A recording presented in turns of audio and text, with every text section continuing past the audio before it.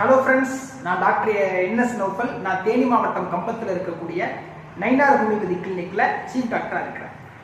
தொடர்ந்து ஹோமியோபதியால் என்ன முடியும் அப்படின்றத தொடர்ந்து பேசிக்கிட்டே இருக்கோம். அதனுடைய தொடர்ச்சியாக வாட்ஸ் அப்படின்னு சொல்லக்கூடிய வாட்ஸை பற்றி பேசணும்.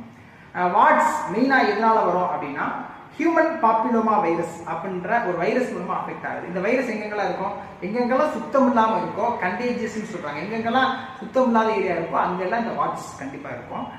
அப்போ சுத்தம் இல்லாத ஏரியாக்கள்ல தான் மெயினாக வாட்ஸ் அப்படின்றது ப்ரொடியூஸ் ஆகுது.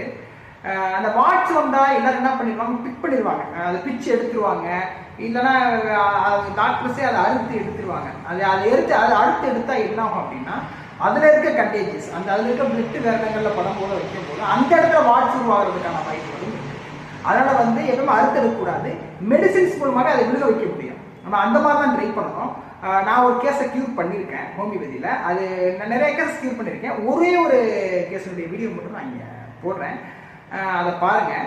அப்போ என்ன பண்ணணும்னா, அந்த வாட்ஸுக்கு ஹோமியோபதியில் ஒரு பெஸ்ட் சொல்யூஷன்ஸ் இருக்குது. அப்போ வாட்ஸ் அந்த மாதிரியான பிரச்சனைகளுக்கு நீங்கள் ஹோமியோபதியை பெஸ்ட் ஆப்ஷன்ஸாக வச்சுக்கலாம். Thank you so much.